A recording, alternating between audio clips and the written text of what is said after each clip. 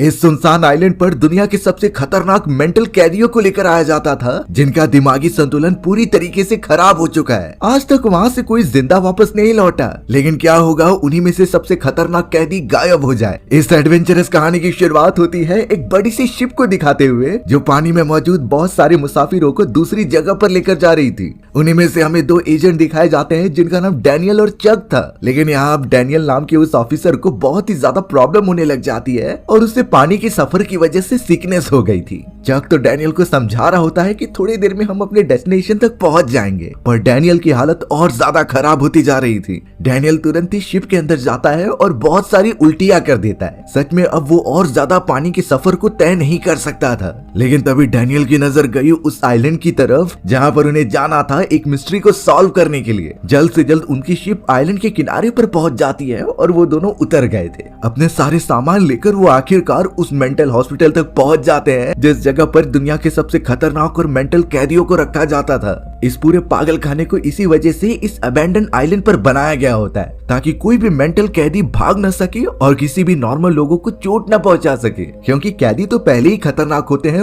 ऊपर से इन सभी का दिमागी संतुलन ठीक नहीं था। यहाँ पर बहुत ही ज्यादा सिक्योरिटीज थी और हर एक चीजों पर नजर रखी जाती। अब यहाँ डैनियल और चक जब उस मेंटल असाइलम में एंटर करते हैं, तो अब उनके सामने उस जगह का वार्डन अपने साथियों के साथ आ चुका था। पता नहीं क्यों वार्डन और उसके सभी साथी डैनियल और चक को बहुत घूर कर देख रहे होते हैं। लग रहा था कि उन ऑफिसर्स को इन दोनों के ऊपर शक है, पर डैनियल और चक को पता है कि मेंटल असाइलम वालों के मैनेजमेंट ने ही उन्हें बुलाया है। उन दोनों को तो कुछ इम्पोर्टेंट इन्वेस्टिगेशन करनी है। लेकिन अब वार्डन उन दोनों को अंदर लेने से पहले उनके हथियार उनसे ले लेता है, क्योंकि हॉस्पिटल के अंदर कोई भी हथियार नहीं लेकर जा सकता। ये कुछ रूल्स थे जिन्हें कि सभी को फॉलो करना ही होगा। डैनियल तो सोच में पड़ जाता है, लेकिन चक ने ग्रीन चिट दे दी और अपने सारे हथियार निकालकर उन्हें प्रोवाइड कर दिए। डैनियल को भी रूल के कारण ये करना ही पड़ा। अब सारी चीजें चेक करने के बाद जब सब कुछ ठीक लगता है, तो वो वार्डन उन दोनों को हॉस्पिटल के अंदर लेकर जाने लगा। रास्ते में वो हॉस्पिटल के बारे में सब कुछ बता रहा होता है कि यहाँ कई सारे बिल्डिंग्स बनाई गई हैं। हर एक बिल्डिंग में अलग अलग टाइप के कैदी रहते हैं, जैसे कि एक बिल्डिंग में कम खतरनाक वाले कैदी और दूसरे में वो कैदी जिनसे सबसे ज्यादा खतरा है। इसी तरीके से उनका डिस्ट्रीब्यूशन किया गया था। उनकी पूरी टीम हर एक कैदी पर नजर रखती है कि कोई वहाँ से भाग ना जाए। लेकिन देखकर लग रहा था कि इस मेंटल असाइलम में कुछ तो अनजान चीजें हो रही हैं, जो शायद नॉर्मल तो बिल्कुल नहीं है।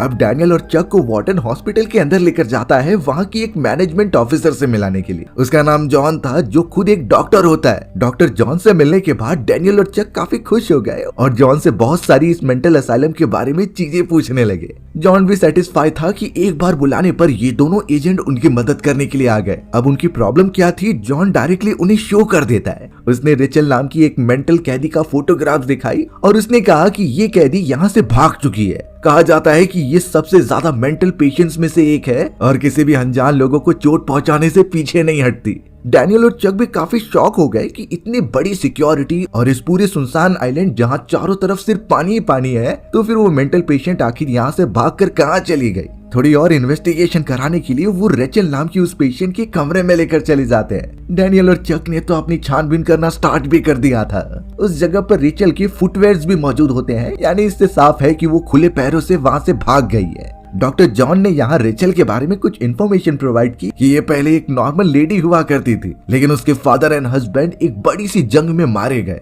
इन चीजों का सदमा रेचल के दिमाग पर बहुत बुरी तरीके से हुआ। वो तो ये चीजें एक्सेप्ट नहीं कर पा रही थी और यहाँ तक कि उसने अपने खुद के बच्चों को पानी में डुबाकर मार दिया था। ये सारे गुनाह रेचल ने किए होते हैं, लेकिन वो ये चीजें एक्सेप्ट नहीं कर रही थी। उसके हिसाब से अभी भी उसके पूरे फैमिली वाले और बच्चे जिंदा हैं और उसे जानबूझकर फंसाया जा रहा है। इन्हीं चीजों की वजह से रेचल हमेशा परेशान रहती।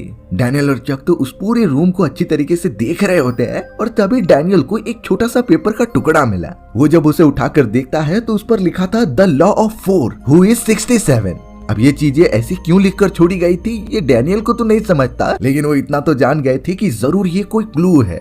जॉन ने ये भी बताया कि पूरे हॉस्पिटल में 66 पेशेंट मौजूद है, तो फिर इस पेपर में जो लिखा है 67 पेशेंट वो कौन है? यही सारी मिस्ट्रीज उन दोनों एजेंट्स को सॉल्व करनी थी जल्द से जल्द। डैनियल को तो शुरुआत से ही इस पूरी जगह पर शक हो रहा था कि यहाँ कुछ अजीब सा है। इसीलिए अब इस इन्वेस्टिगेशन को थोड़ा और आगे बढ़ाने के लिए डैनियल ने डॉक्टर जॉन से परमिशन मांग ली कि उसे सबसे पहले यहाँ के स्टाफ मेंबर्स और कई सारी नर्सेस से बातचीत करनी है। डॉक्टर जॉन ने डैनियल को पूरी छूट दे दी थी, इसीलिए वो हॉलवे में आकर सभी को जमा कर लेता है। आसपास सारे स्टाफ मेंबर्स और नर्सेस मौजूद थी, जिनसे कि डैनियल अलग अलग टाइप के सवाल पूछने लगा कि उस रात क्या हुआ था जब रिचल नाम की वो पागल लेडी वहाँ से गायब हुई थी। हर एक लोग अलग अलग बात बता रहे होते हैं और किसके ऊपर भरोसा किया जाए ये डैनियल को नहीं समझता, लेकिन ये इस तरीके से कहे जा रहे हैं जैसे कि पहले से ही किसी ने इनका दिमाग मैनिपुलेट किया हो ये बोलने के लिए। सब कुछ ये एक प्री प्लान लग रहा होता है जिसके पीछे बड़े बड़े लोग हो सकते हैं, बट कोई सबूत न होने के कारण डैनियल किसी को भी पॉइंट आउट नहीं कर सकता। अब डैनियल डॉक्टर जॉन से पूछता है कि रेचल का अच्छी तरीके से देखरेख कौन डॉक्टर्स कर रहे थे। डॉक्टर जॉन ने एक दूसरे डॉक्टर का नाम बताया जिसका नाम वैट होता है, यानी डॉक्टर वैट पर्सनली रेचल का अच्छी तरीके से देखरेख करते और उसके मेडिकेशन का ध्यान रखते। डैनियल अब डॉक्टर वैट से भी मिलकर कुछ पूछताछ करना चाहता था, लेकिन उनसे पता चला कि डॉक्टर वैट तो छुट्टी पर है और वो कुछ दिनों तक हॉस्पिटल में नहीं आ सकते। अब डैनियल की सोच और ज्यादा बढ़ गई, क्योंकि जब डॉक्टर वैट को पता था कि उनकी एक पेशेंट गायब हो चुकी है, फिर वो इस तरीके से कैसे छुट्टी पर जा सकते हैं। डैनियल को डॉक्टर वैट पर और ज्यादा शक होने लगा और कहता है कि जैसे ही डॉक्टर वैट आए मुझे उनसे पूछताछ करनी है, तो उन्हें जल्द से जल्द असाइलम में बुला लो। डैनियल और चक की पहली तो और ज्यादा उलझने लगी थी। यहाँ धीरे धीरे रात का समय हो चुका था और अब डॉक्टर जॉन उन दोनों डिटेक्टिव्स को अपने एक फ्रेंड के पास लेकर जाते हैं। यहाँ उन्होंने उन दोनों को खाने पर बुलाया था। थोड़ा चलने के बाद पता चला कि उनके सामने एक और आदमी बैठा है जिसका नाम डॉक्टर जॉम है। ये एक जर्मन वैज्ञानिक के साथ साथ बहुत अच्छे मेडिकल साइंटिस्ट होते हैं जिन्होंने कई सारी दवाइयों का इजाद किया था। अब डैनियल और चक को जब उनसे इंट्रोड्यूस कराया जाता है तो डैनियल उस डॉक्टर जॉन को देखता ही रह गया। बात ये होती है कि डैनियल डिटेक्टिव बनने से पहले एक फुल टाइम सोल्जर हुआ करता था जिसने कई वर्ल्ड वॉर में पार्टिसिपेट किया है।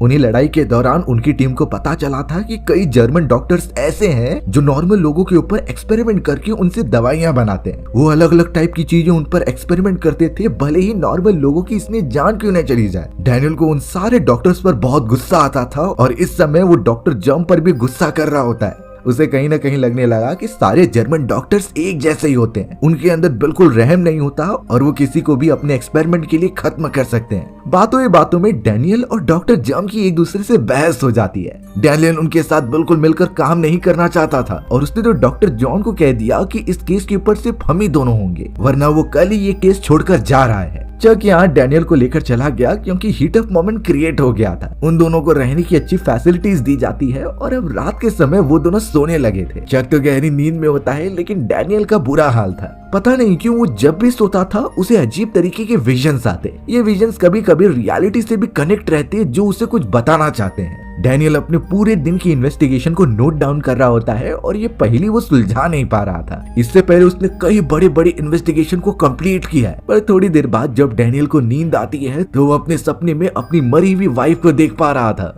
बात ये होती है कि कई साल पहले घर में आग लगने की वजह से डैनियल की वाइफ मारी गई थी और अब वो बार बार उसके सपने में आती है कुछ इंपॉर्टेंट चीजें बताने के लिए। डैनियल अपनी वाइफ से बहुत प्यार करता था और इस समय अपने सपने में अपनी वाइफ को देखकर वो बहुत खुश हो जाता है। वो उसके पास गया और दोनों ने मिलकर कई सारे डांस मूव्स किए, लेकिन डैनियल की वाइफ सपने में उसे एक इम्पोर्टेंट चीज बताती है कि जिस केस पर काम कर रहे हो और रेचल नाम की वो पागल औरत कहीं भागी नहीं है, वो इसी मेंटल असाइलम में मौजूद है और जिस डॉक्टर ने उसका इलाज किया था वो भी कहीं नहीं गया। सब के सब राज इसी मेंटल असाइलम में छुपे हुए हैं, तो तुम्हें बस चालाकी वाले तरीके से काम करना होगा इसे सॉल्व करने के लिए। डैनियल एकदम दंग रह गया और वो इन चीजों को एकदम सच मानने लगा था। सुबह उठने के बाद डैनियल और चक फ्रेश होकर निकल पड़ते हैं असाइलम की तरफ, पर रास्ते में डैनियल का चेहरा बहुत अजीब लग रहा था, इसीलिए चक ने उससे सब कुछ पूछ लिया। डैनियल कहता है कि हमें हॉस्पिटल के अंदर ही अपनी इन्वेस्टिगेशन जारी रखनी है और उसके साथ साथ उसने एक इम्पोर्टेंट बात भी चक को बताई। वो कहने लगा कि इस जगह पर वो सिर्फ इन्वेस्टिगेशन सॉल्व करने के लिए नहीं आया है, वो इसीलिए भी आया है ताकि एंड्रयू नाम की उस कातिल को ढूंढ सके।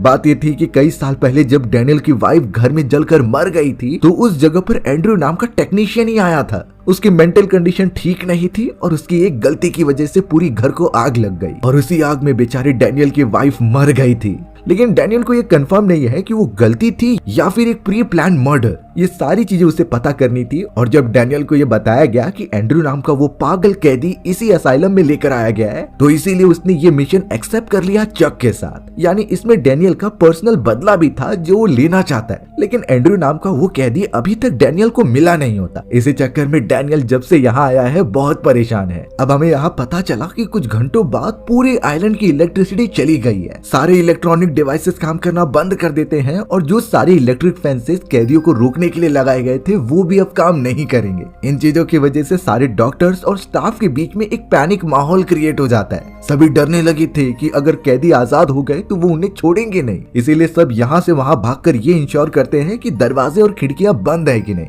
अब इसी अफरा तफरी के बीच डैनियल और चक को एक आइडिया आता है। डैनियल ने बताया कि हम इस मौके का फायदा उठा सकते हैं ताकि हम उस बिल्डिंग में चले जाएं जहां पर सबसे खतरनाक कैदी रहते हैं। वहां पर भी वो अपनी कुछ इन्वेस्टिगेशन करना चाहता था ताकि एंड्रू नाम का वो कैदी मिल जाए। अब अल्टीमेटली चक भी एंड्रू के इस बदले में शामिल हो चुका है क्योंकि वो उसका दोस्त है। इसीलिए थोड़ा सा ही बोलने पर चक मान गया और उसके साथ वो खतरनाक वाली बिल्डिंग में चला गया। ऐसी बिल्डिंग जहां दुनिया के सबसे खतरनाक और पागल कैदी रहते हैं। अंदर घुसते ही सब कुछ अंधकार में डूब गया था। लग रहा होता है कि ये जगह किसी जेल से कम नहीं है। कई सारे जेल बनाए गए थे और वहां से पागल कैदियों के चिल्लाने की आवाज आते रहती है। डैनियल और चक धीरे धीरे आगे बढ़ रहे थे। तभी डैनियल को पास ही वाले प्रिजन के अंदर से एक बहुत ही पागल कैदी अपने पास बुलाता है जिसका नाम जॉर्ज था। उसके पूरे बॉडी पर घाव लगे हुए थे और वो पता नहीं डैनियल से कुछ कहना चाहता था। डैनियल भी उस पर भरोसा करके पास जाकर सब कुछ सुनने लगा। वो कैदी तो डैनियल को कई सारी बातें बताता है कि तुम्हें यहाँ पर नहीं आना चाहिए था। जो भी इस आइलैंड पर आता है वापस कभी नहीं जाता। इस मोमेंट पर डैनियल कुछ समझ नहीं पा रहा था। तब वो कैदी उसे सिंपल लैंग्वेज में समझाता है कि ये आइलैंड एक पागलों का घर है। हॉस्पिटल में जितने भी प्रोफेसर, स्टाफ मेंबर्स या फिर डॉक्टर्स दिखाए गए हैं ये सब उस साजिश से मिले हुए हैं। ये इंसानों के दिमाग पर एक्सपेरिमेंट करते हो और कई सारी दवाइयां देकर उन्हें पूरी तरीके से पागल कर देते। सारी चीजें गवर्नमेंट और किसी के नजर में ना आए इसीलिए उन्होंने हॉस्पिटल इस अबंडन आइलैंड पर बनाया। पर उनका ये साफ है कि अगर जो भी उनका ये पोल खोलने के लिए आएगा वो उन्हें भी नहीं छोड़ेंगे। जैसे कि इस समय डैनियल और चक यहाँ पर इन्वेस्टिगेशन करने आए थे तो ये ऑब्वियस बात है कि वो डॉक्टर्स चुप नहीं बैठने वाले। कैदी तो इतना तक कहने लगा कि तुम दोनों को जानबूझकर यहाँ बुलाया गया है और जो भी चीजें हो रही हैं वो पहले से प्री प्लान्ड है। डैनियल एकदम से कंफ्यूज हो गया। तब जाकर वो कैदी कहता है कि तुम्हें अगर सच्चाई पता करनी है तो यहाँ से थोड़ी दूरी पर एक लाइट हाउस है। उसी के अंदर मरीजों के दिमाग पर एक्सपेरिमेंट किए जाते हैं जो वहाँ के डॉक्टर्स करते थे। तो तुम अगर एक बार वहाँ चले जाओगे तो तुम्हें सच्चाई पता ही चल जाएगी। डैनियल का दिमाग बहुत घूम रहा था क्योंकि तब से वो केस को सॉल्व कर रहा है और अभी तक कुछ क्लूज नहीं मिले। और अब ये कैदी तो कुछ अलग ही बातें बोल रहा है जो रियलिटी से बिल्कुल भी वास्ता नहीं रखती। डैनियल तो भागते हुए उस हॉस्पिटल से बाहर निकला और उसे देखना था कि जो चीजें कैदी ने कही है वो सच भी है कि नहीं। इसीलिए अब डैनियल ट्रैवल करते हुए बिना किसी को बताए उस लाइट हाउस तक पहुंच जाता है। वो लाइट हाउस चट्टानी वाले इलाकों से थोड़ा दूरी पर पानी के बीचों बीच था। डैनियल जब उस पथरीले वाले इलाके के एकदम कोने पर पहुंचता है तो वहां से नीचे की तरफ उसे कुछ दिखाई दिया। वो पूरी तरीके से चौंक गया क्योंकि वहां नीचे की तरफ चक की डेड बॉडी पड़ी हुई थी।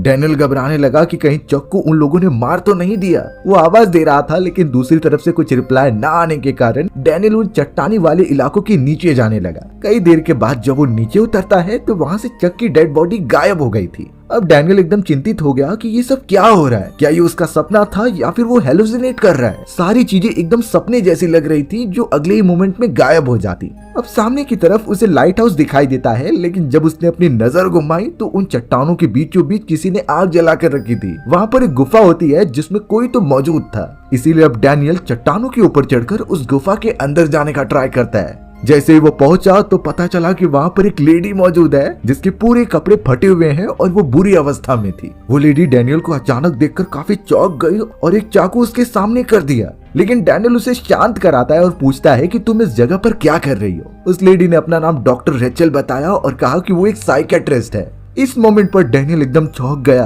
क्योंकि उसे तो बताया गया था कि रिचल एक पागल पेशेंट है और वो असाइलम से बहुत बुरी तरीके से भाग चुकी है। लेकिन यहाँ रियलिटी तो कुछ और ही थी। डैनियल ने जब अपने बारे में भी बताया कि वो एक डॉक्टर है तब जाकर डॉक्टर रिचल को शांति मिलती है और वो उसे फिर से उस असाइलम के बारे में सच्चाई बताने लगी। डॉक्टर रिचल ने डैनियल को कहा कि सालों से इस आइलैंड पर इस तरीके के इलीगल एक्सपेरिमेंट किए जाते थे, यानी लोगों को फंसा कर यहाँ पर लेकर आना और उन पर ये इलीगल एक्सपेरिमेंट करना। शुरुआत में रिचल को इन चीजों के बारे में पता नहीं था, लेकिन जब उसने अपनी इन्वेस्टिगेशन स्टार्ट की तो यहाँ के डॉक्टर्स उसे ही पागल घोषित करके अपने असाइलम में बंद करके रखते थे। उसने तो डैनियल को भी वार्न किया कि वो अगर तुम्हें यहाँ पर लेकर आए हैं तो तुम भी यहाँ से कभी बाहर नहीं निकल सकते। वो डैनियल से इतना पूछती है कि उनके द्वारा प्रोवाइड की गई कोई भी चीजें तुमने खाई या पी भी कि नहीं। डैनियल बताता है कि उसने डॉक्टर जॉन द्वारा दी गई एक ड्रिंक पिया और थोड़ा ब्रेकफास्ट भी किया होता है। तो रिचल का साफ रिप्लाई था कि ये सब दवाइयां उसके अंदर डाल कर रखते हैं और जो भी नहीं खाता वो पूरी तरीके से हेलुसिनेशन का शिकार होने लगता है। डैनियल भी ये साफ महसूस कर रहा था क्योंकि उसकी बॉडी शिवर कर रही थी और उसे लगातार कई सारे विजन आ रहे थे जिनका रियलिटी से कोई वास्ता नहीं,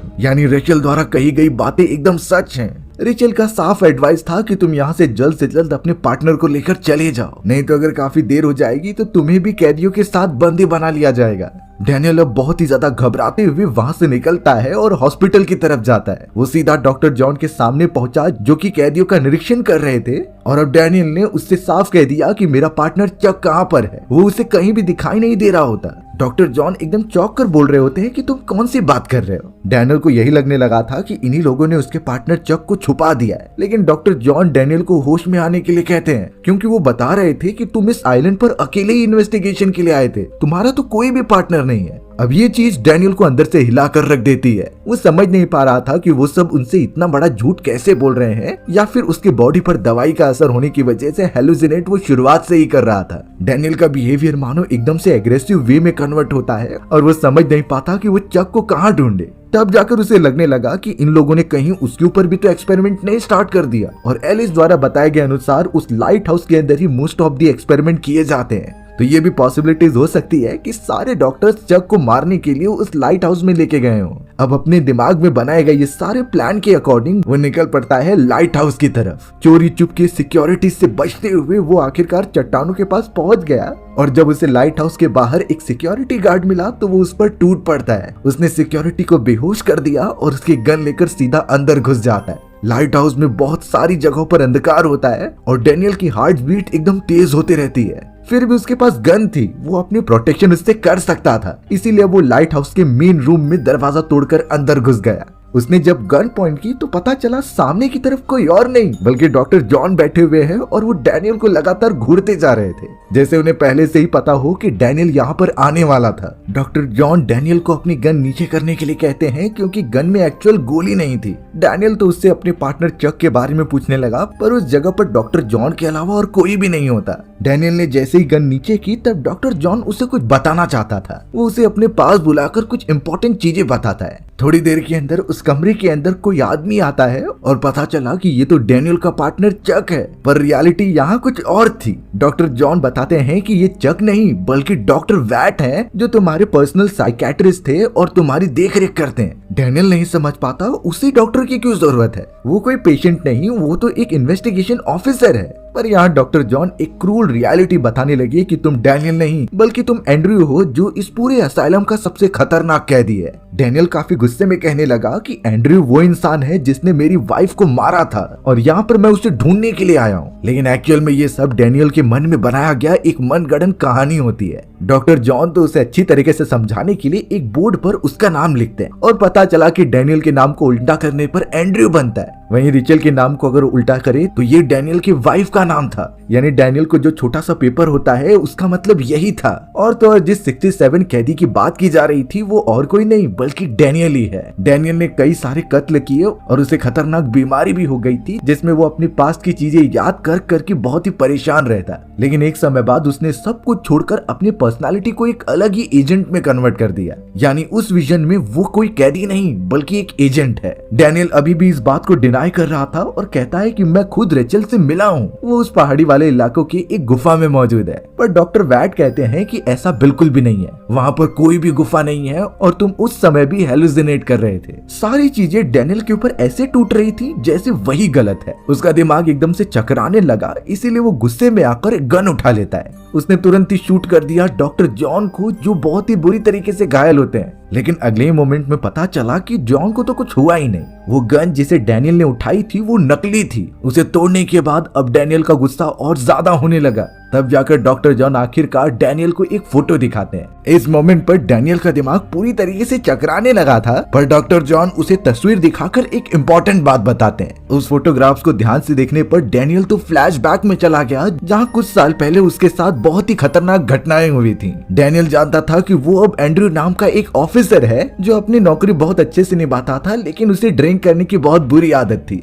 एंड्रयू जब अपने घर पर आ रहा था तो वो अपनी वाइफ को ढूंढ रहा होता है, जो एक झूले पर बैठी हुई थी नदी के किनारे। एंड्रयू उसे आवाज देकर बुलाता है तो पता चला कि उसकी वाइफ बहुत ज्यादा बीमार है। उसे तो बहुत खतरनाक कैंसर होता है जो शायद अब ठीक नहीं हो सकता। और यहाँ एंड्रयू जो ड्रिंक करने में इतना बिजी रहता है, वो जरा भी ध्यान नहीं देता अपनी वाइफ के ऊपर। एंड्रयू ने तो हार भी मान ली थी कि शायद उसकी वाइफ की बीमारी ठीक नहीं होने वाली। पर इस मोमेंट पर जब वो अपनी वाइफ के पास आता है तो पता चला कि उसकी वाइफ बहुत ज्यादा गीली है, उसके पूरे बदन पर पानी लगा हुआ था। एंड्रयू जब उससे पूछने लगा कि उनके बच्चे कहाँ पर हैं, तो उसकी वाइफ ने अजीब सी स्माइल देते हुए ये कहा कि सभी सो रहे हैं, सारे बच्चे इससे पहले इतनी गहरी नींद में कभी नहीं सोए। उसकी वाइफ ये सब बता रही थी, लेकिन एंड्रयू को कुछ गलत लगने लगा। वो सबसे पहले ऊपर वाले कमरे में जाकर अपने बच्चों को देखने लगता है। फिर पता चला कि वो सब तो यहाँ है ही नहीं। तुरंत ही वो आसपास की जगहों को ढूंढने लगा और जैसे ही उसकी नजर पानी में जाती है तो वहां पर उसके बच्चे मौजूद थे, जिनकी बॉडी तैर रही होती है। एंड्रयू इतना ज्यादा घबरा गया कि वो तुरंत ही उन्हें जाकर बाहर निकालता है, लेकिन शायद तब तक काफी देर हो चुकी थी। उनकी वाइफ ने उनके बच्चों को वहां पर डुबा दिया था। एंड्रयू की हालत एकदम खराब हो चुकी थी और वो समझ नहीं पाता कि उसकी वाइफ ने ऐसा क्यों किया, वो भी खुद के बच्चों के साथ। तब जाकर उसकी वाइफ एंड्रयू के पास आती है और कहती है कि मैंने बहुत बड़ा जुर्म कर दिया है और लगता नहीं कि उसकी ये कंडीशन कभी ठीक हो पाएगी, क्योंकि वो मेंटली अनस्टेबल हो चुकी है। एंड्रयू की वाइफ को भी पता था कि उसे अपने शरीर पर बिल्कुल भी काबू नहीं है। वो बहुत ही अनजान चीजें कर देती जो कोई सोच भी नहीं सकता था। एंड्रयू भी अपने बच्चों को इस हालत में देखकर बहुत ही रोने लगता है, क्योंकि अब कंडीशन ठीक नहीं की जा सकती। लेकिन एंड्रयू की वाइफ तुरंत ही कहती है कि तुम मुझे मार दो। वो और इन सारी चीजों से सफर नहीं करना चाहती और ना ही किसी ऐसे मेंटल हॉस्पिटल में जाना चाहती है जहाँ उसे अपनी जिंदगी के सारे दिन काटने पड़ेंगे।